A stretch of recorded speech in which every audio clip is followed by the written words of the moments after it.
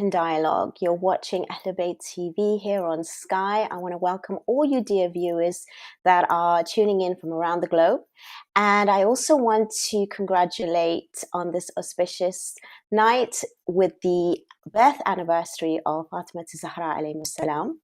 I also want to say that we are really grateful for all the support, all the messages, and this is a live call-in show. If you have any kind of comments or queries or questions for myself or my guest tonight, please do call in. I have another topic for you today, and it is about integration. Our Muslims integrating into society, but holding on to our own culture, values, beliefs. Our identity is very important. And with this discussion I have with me tonight, Assalamu alaikum, we have brother Emad Al-Ebadi. Assalamu alaikum. Assalamu alaikum wa rahmatullah. Thank you so much for joining me. And we also have our scholar, Syed Razavi. Assalamu alaikum, Syed. Assalamu alaikum. Thank you for hosting. You're very welcome. I also want to add that our Syed is head of the Religious Advisory Board, RAD, which actually addresses social and domestic issues in the community. If you have any of these issues that you want to speak to our Syed or professionals in the team, please do contact our studio and they will provide the support that you need. Well, while we go into this conversation today, as we're talking about integration in our British society, we do have an issue where on one hand, maybe there might be communities that are not integrating enough, or there might be another extreme where they do not want to keep hold of their own Muslim identity. So I have Brother Emad overnight tonight to discuss with us the problems that he has been witnessing in the community work that he has been experiencing over the last 30 years, especially in the Iraqi community. And he wants to raise some points that we can discuss and maybe highlight tonight. Assalamu alaikum, Brother Emad. Can you please explain to me a little bit about yourself? Tell us a little bit about yourself and the reason why you wanted to discuss this topic tonight. Right. I'm actually by profession expert in construction management and property. This is my profession. But I think it's equally important to me is the community and also the voluntary work. So I've been associated with the community since I arrived in the UK in 1977. I've actually started a lot of community groups, Arab, Muslims, and Iraqi groups. And at the moment, I'm the director of the Iraqi Welfare Association. It's a charity started in 1991 following the first Gulf War. And I think the name is although for Iraqis, but really it's open to all. We believe in equality. We don't segregate or we don't ask people which nationality, color, and that. So that is our unique work and for the community. And that's brief about me. I got so much involved in the community, and I think this very important topic, integration and identity, I think I could confidently say that I actually saw the change and the shift in the identity of the Muslim community, especially the second and the third generation now, and also the identity and the integration into the new culture and that. So, and that is coming from 30 years, as you said, experience in running children camps, and we had thousands and thousands of children over the years. For the last 30 years, every year we do it in the summer, and I think we did very well in actually seeing inside the Iraqi and Muslim family, the inside of the family, which no one else, because once you take their children away for a few days away, then you could see they reflect what they actually coming from the background of the family. So I think we could talk about this, we could cover it. Absolutely. You've actually highlighted some very important points. The fact that you do place yourself in this kind of way where you do this work so that you are invited to see into the mindsets of the family home and through the children definitely is a really good reflection. And I guess there are issues regarding integration and the mindset and the thoughts of our new generation. I will come back to you in a minute, Brother Imad, addressing some of the things that you have picked up on. But before we do that, I do always speak about having culture as an important part of our identity, as long as it doesn't infringe or inflict, which is differentiating between our religious values. But I think there's something more deeper that we still need to hold on to that kind of way of being. It is part of us to have the culture, to have the language, to have that identity still strong. But do you think, Sayyid Rizvi, that our parenting and our children are being taught in a way that they are proud not just to be British, but also British Muslim and British Muslim with the background that they come from? Yes, from Islamic, first of all, I would like to also congratulate the auspicious occasion of the birth anniversary of Fatima Zahra, Salawatullah alaiha. She is infallible, daughter of infallible, and mother of infallibles. And therefore she has very unique and important personality in Islam, and she is the one who was married to Imam Ali ibn Abi Talib alayhi salatu wasalam, and nurtured imams in her lap, Imam Hassan and Imam Hussain alayhi salatu wasalam, who became the leaders of the Muslim in this world, and they are the leaders of the Shabab Ahlul Jannah, the youth of the paradise. So we are happy to celebrate this auspicious occasion. Secondly, about the subject, if you look at Fatima Zahra Salatullah Alaiha's life, she lived a life which was full of trouble and migration, leaving one city to another city and going through the difficulties and problems of living in different environment. I mean, she had to migrate from Mecca to Medina. She had to live as a refugee for a while. And if we look at the community, and especially Iraqi community in present days, they have gone through such trouble and difficulties during especially the era of Saddam Hussein, when he was torturing and abusing many Muslims. I mean, I wouldn't say just Shia. I mean, there were Sunnis who were tortured and abused by him. There were Christians. Whoever disagreed with him basically suffered at the hands of Saddam Hussein. So, and the result is that many Iraqis migrated to many different places of the world, and obviously migration, as Fatima Zahra Salatullah alaiha herself suffered when she migrated from Mecca to Medina, and for a short period of time she had to live in the caves and desert and hidden places until she reached Medina. Teaches a lot to all of us that we should be strong and firm like Fatima Zahra Salatullah alaiha was. And the Iraqi community, of course, I mean, we cannot deny that these kind of problems do leave mental scars, and mental scars are not easily healed.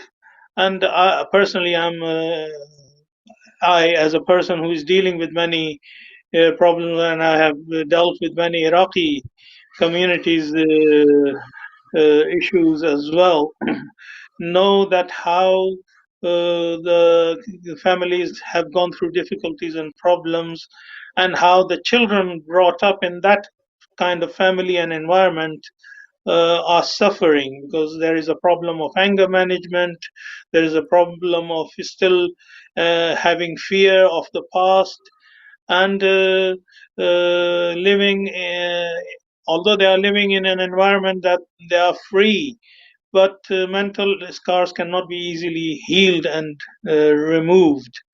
Uh, the beauty of Islam is that wherever Islam goes and travels, picks up a bit of culture of every area. Islam is just like a flowing river which goes through different kind of land and picks up the local minerals into the water and mixes with it. So what Islam teaches us, as long as the culture does not contradict with Islamic principles, there is no harm in attaching yourself to the culture you belong. And definitely the culture of the future Muslims in living abroad, especially in UK, will be the British Muslim culture in future. And that Inshallah, is already definitely. happening. Yes, absolutely. You've highlighted many points there, and of course, there is a history as to why certain things are happening today. Brother Emad, you tell me, what is it that you have seen being actually in the community and listening to these members, whether it's the parents or the children, and what have you identified, which is a bit concerning and we do need to address today? I think, as the Sayyid said, the Iraqis' story is slightly different from other stories, and the Somalis is similar to the Iraqis because they fled wars, and they exposed to a lot of dangers in the journey. I remember when I was giving lectures to the government departments, especially social services, the health services, how they should treat refugees or immigrants, let's call them. I said to them, listen, these guys, these people coming from hell to another hell. So your job is to treat them just like everyone else. You do your job and don't think that what's the background of that, because they're not coming here for economic benefit as the stereotype is going. So I said to them, they're coming from hell to another hell because they come here, no language, no culture, no background, and they lose out basically. So we identified that at about, well, early on, and we felt, hang on, we actually should leave politics to the politicians. And in our case, as well as a charity organization, community group, we left the religion to the Islamic centers and Islamic societies. We thought, hang on, we have a community here. And we start thinking of our community. I remember, I think Janab Syed, he knows very well, Marhum Abu Haydar Rizwan, Sayyid Abd Zahra Rizwan. He was really a pioneer in fulfilling Muslim children needs in this country, UK. And I remember I told him, look, you cannot uh, imprison your children in your house 24/7 if you provide the alternatives for them. So we noticed from early on, a lot of Muslim families, they do not allow their children to go in camps, for example, to trips, to go an outing with other schools and children and that, and they're stopping the girls from going swimming, but you are preventing them from doing all these things, but you don't provide the alternatives for them. You see, that point is really important. So we thought, and I said, we have to provide the alternative. So the children want to go to camps, we make camps for them. Ladies want to go swimmings, we provide swimming sessions for them in a respected environment. And I think that way we opened up in the community. I must say, because of monitoring the camps, and I love the camps because I take 2 weeks of my work, professional works, to go spend it with the children in the camp. And that's the best experience of my life. That's better than my holidays, my anything else. I think it's sad to say, and I hear that from very high scholar Sheikh Ahmed Al-Waili, Iraqi scholar. He was saying that in one of the lecture, the change in the uh, culture and identity of generation. If you take 3 generations, the first generation, i.e., we came from Iraq, from Arabic Muslim background, so we have 90% of our culture and our identity. Our children, they will have between 50 to 60. But the third generation will have only 10 or 20 from their culture. Unfortunately, this is by the sociologists and, sociologists. Unfortunately, our Muslim communities did not see that. They think 70 years old man or a woman, their children, grandchildren, they are 10 and 11, they should think and act the way they brought up 60 years ago. And this is wrong. This is wrong. And we could see that a lot of Muslim children running away from the Muslim environment and family. Why? Because we didn't understand what they are suffering. They are out of the every day, out for hours, mixing with all sorts of people. So that's really important. Also, the other important point is this. Sorry, there is some noise in the background. The Yeah, other there is. important thing is not from me. The other important thing is, sorry, this is interrupted. Okay, so the other important, the family, the Muslim family in the UK should learn is about they have to understand the language. Unfortunately, I know within the Iraqi community, 60 to 70% still speak very poor or little English, despite the fact they've been here 20, 30 years. Yes. And this is a serious problem again. Because I say, if you live in a foreign country, we don't know the language, you are like a deaf person. You lose all your rights because you don't know them. Okay?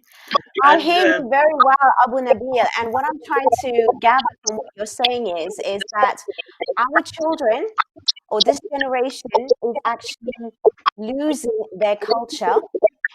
Do you feel that it's because of the upbringing that they're holding on too tight in the family? Because I know a lot of Iraqi community families, and they do hold on to their cultures quite tightly. There is a lot of, basically families that are together, that stick to their own, that make sure that their family children are basically, mixing with the same backgrounds, and they are actually getting the education in the Islamic schools. So if they've got the environment, if they're living in areas which are close to each other, which are of similar backgrounds, if they have those kind of teachings, and why are the children still not holding on to that culture and identity? What is the issue there?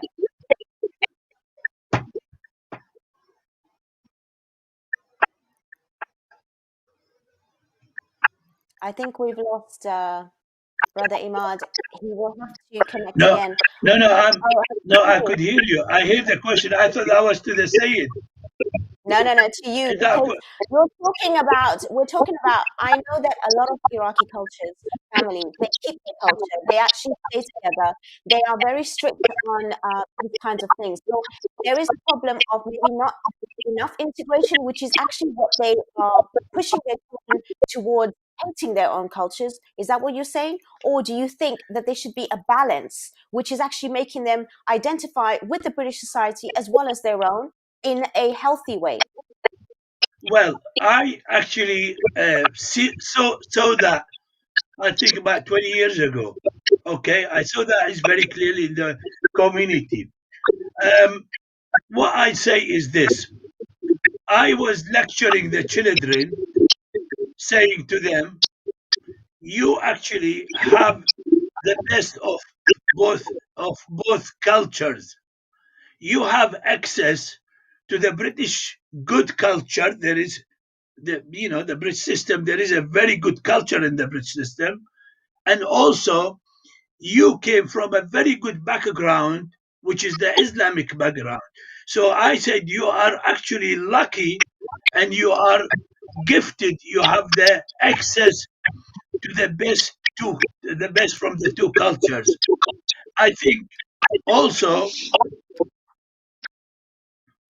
what we say about integration, I call it positive integration.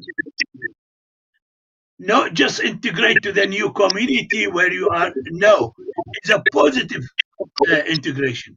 For example, the girls wearing hijab. I think this subject is always top, the top subject. I said to the Muslim girl who's wearing hijab, why you feel that you are um, not wanted, or you are uh, not part of the culture because you covering your hair?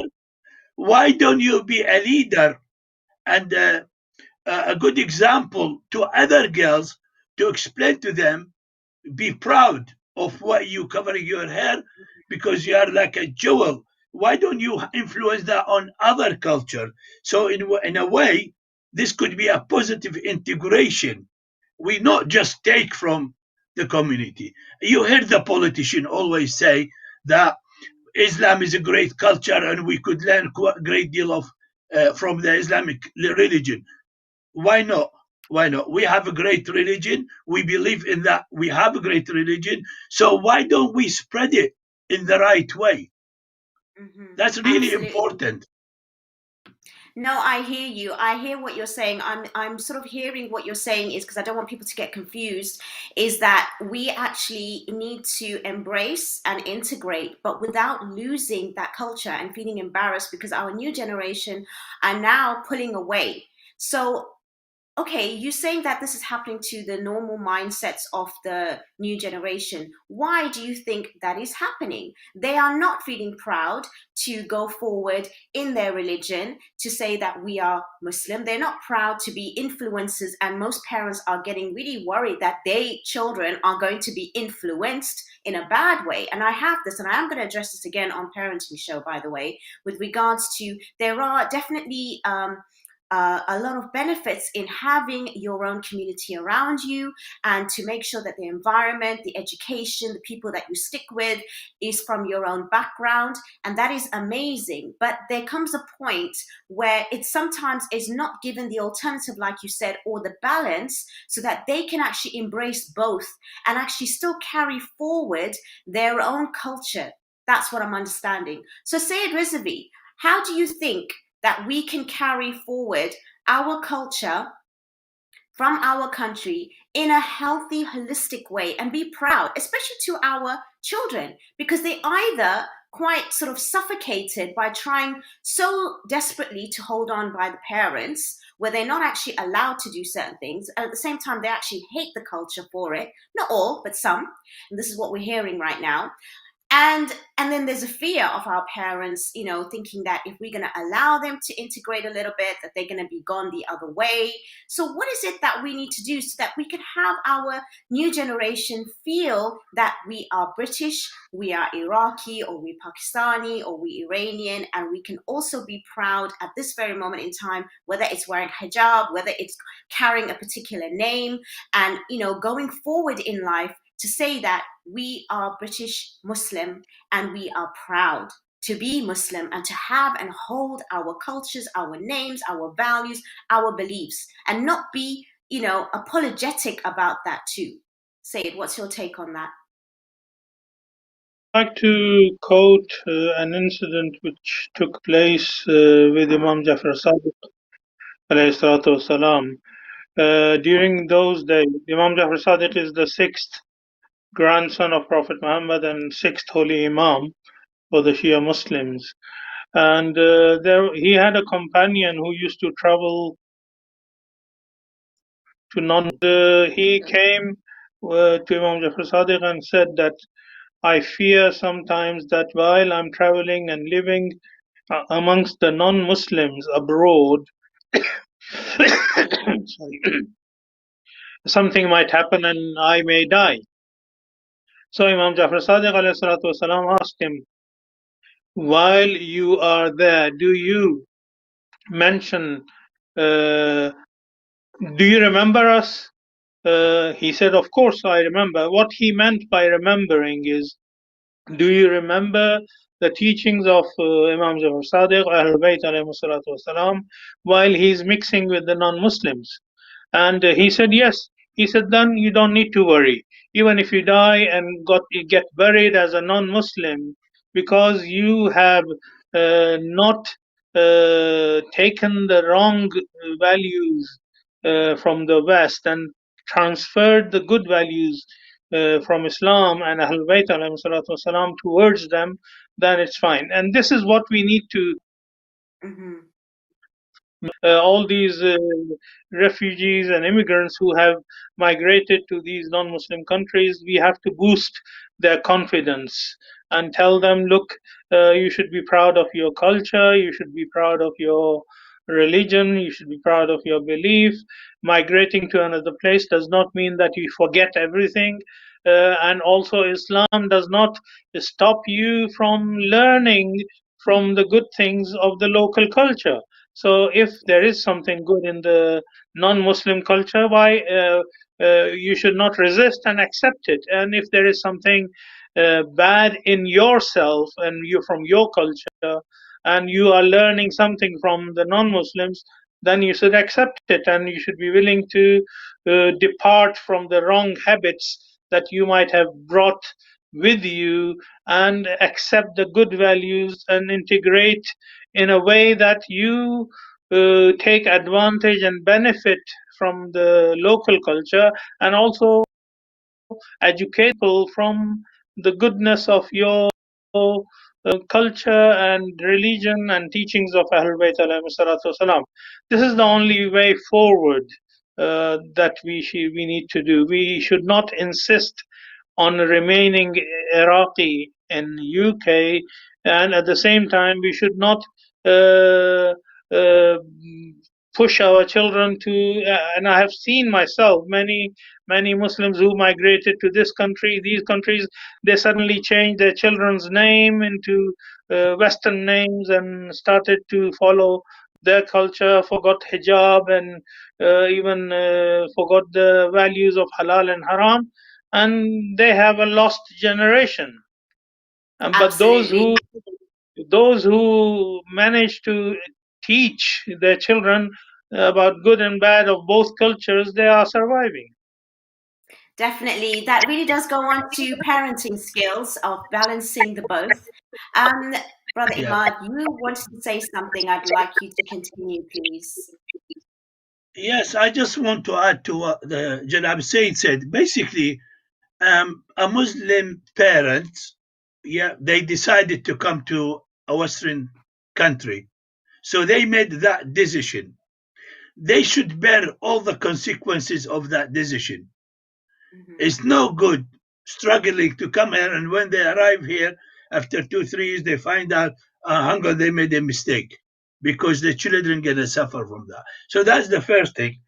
I think the second thing is very important to know that not all the families who arrives here are educated, are religious, are مثقفين, we say in Arabic. They know. We see that's different culture. And to be honest, I every day child actually appropriate the family. I'll give you an example to explain this situation. A child, he come very violent in the camp, shouting, screaming, not respecting the supervisor. I find out that he actually learned that from the house, from his family. Definitely. On the other hand, girls and boys, they come to the camp, they are very well behaved. And then when I find out about their families, I found they are very good families. They actually brought up. I think this is important. Also, sister, you said something about a point which I really want to about why the Muslim children feel theirs than others. I think that's because the upbringing again of the family. We, I mean, I brought up in a culture myself when I was a child. I cannot argue with parents. I cannot discuss anything with my parents. Okay, but then this is 60 years ago, 50 ago. Today, even in our homeland countries, okay, we have all these issues. The child could say to the father, "No, sorry, I'm sorry, you are wrong." Now, very important. And often they grow up in their family household, even here. And if the father is not educated or the mother not educated, obviously that is going to be reflected on the children. So if the father treat his wife in a bad way, the child is learning from that. So the child reflects that upbringing. So the Islam actually made great importance on the family, because as a man in the building business, a house is built from bricks. Each bricks is building into that house, and that house is built on the foundation. So if you don't have sound foundation, yeah, that house will not last for long. And if you don't have a good family values in a one single family unit, that family unit could affect the others. I put some rules. I actually prevented girls and boys from coming to the camps because they are not brought up very well in their family. And I told the parents, my colleague on the committee, no, mo sahih, it's not right, it's aib. How could you tell the parents your daughter is well brought up and your son is not well brought up? Because I tell the kids from the moment they arrive, listen, anybody misbehave in this camp, send him home, even if it's 3 o'clock in the morning. And I make that very clear, and I did it. And I told families off I refuse to take their children because I have 80 kids, 70 of them are very good. I don't want 5 or 6 to take the 80. That's why we succeeded, and we actually did very well in the camp. So this issue is all depend on the family upbringing. Sister, I think we should talk in your programs about how the parents actually should deal with the children, not the other way around. That is actually my next topic, inshallah. So I have been wanting to do this for a very long time, and you've actually set up the platform for it. And I'm glad that you actually are here today. And I'm smiling all the way because I love to hear what you're saying, to be honest. And I agree with you. I want to hear from the Syed. Sorry, we want to hear from the Syed as well, the views about this issue of the family structure. Yeah, absolutely. Definitely. I'm going to come on to the Syed in a minute, but before I do, I want to obviously reiterate what you've said so that we all are on the same page, that actually the upbringing is really important. And as you highlighted, that it's important for us that our children actually do reflect on our parenting skills. And we need to be aware of that. And I'm glad that you are not afraid, because I know even in the Arabic schools that I actually used to, before the COVID, obviously, used to give lectures and used to give things. A lot of the times, a lot of the teachers are too afraid to speak up to the parents because they're friends, they're family members. And if you don't teach the children now from a young age at this stage, then they're going to go and embarrass you even more so when they are in college, you know, in work and things like that, or even more important situations. So it's very important that we highlight this from now. And there is no ayb. In fact, there's more ayb if there is actually someone not addressing it and telling you as a family friend and member. So Syed, as Brother Emad is eager to wait your response on this upbringing of families, we've only got about a few minutes left. If you want to just quickly say something so I can end. Unfortunately, it's come so quickly to the end. Syed. According to Islamic teachings, we should bring up the children for the future.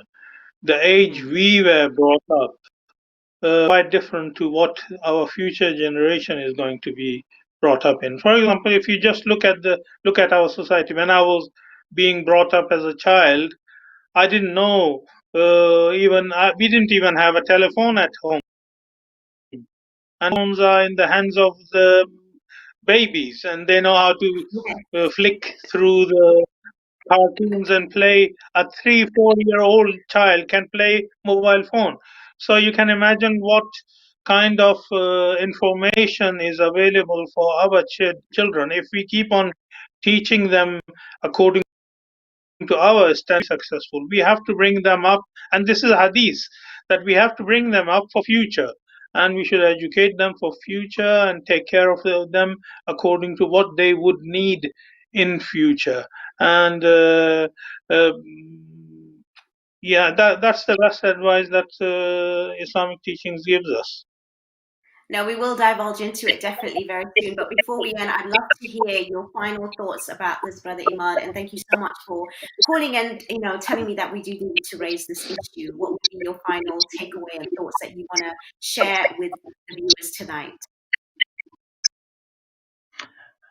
Okay. I mean, we have a lot of programs for youth, but I think this is the role of Islamic centers in the UK. The Jum'ah imams is very important people. The speakers, I mean, we get Ashura is a very good, or even Ramadan is very good place where we could actually bring our children back to our faith, community, belief, and ethos, and also good practices in Islam. Okay, I don't believe there is anything bad in Islam. Everything is good in Islam, but unfortunately, people misinterpret that. So I think this is the role of Islamic centers. That's what they are open for, and they have to have more program for the adult, and they should not be ashamed or shy of this. It's not our role to educate parents to how to look after children, and I think this is why I leave it at that. I'm sorry to be Thank very you. blunt about this. No, this is what the show is about. You have to be direct and you have to be clear. I thank you so much, Syed Rizvi, for your insights and knowledge. And of course, I really do appreciate your time, Brother Emad, for coming on the show Thank you. tonight and giving your support and your insights as well. It's really important that Brother Emad is there in the community, hearing and seeing what actually is happening. And it's amazing how your children tell the story of your household. So be mindful of that and take into consideration that, you know what, we do need to fix up. If there is something that's going on in your home and you are not in control, you are not the role model, you are not the influencer, you are not actually bringing up children in your household, which parents can see, and they want to brush it under the carpet and blame society and blame schools, blame social media, which is all there, of course, but you have the best influence in your house, in your home. So you start with that. If you need help with parenting skills, if you need help with issues, there is places that you can turn to. If you want anything to be provided, you talk to your local center, but do make sure you address the matter. Children are our future, and they're amazing beings that are curious, and you can definitely pave the way for them so that you can build that legacy and be proud, not just being living in the West, but also holding on to your culture in the right way, by not forcing them, by not scaring them, but by having to embrace both in a balanced and healthy way. And this is what I hope that tonight's show has been for all of us to learn. And I will be discussing more parenting issues and children issues in the household, inshallah, with another guest. As Brother Emad has already also suggested to myself, I will take that into consideration and do that very shortly.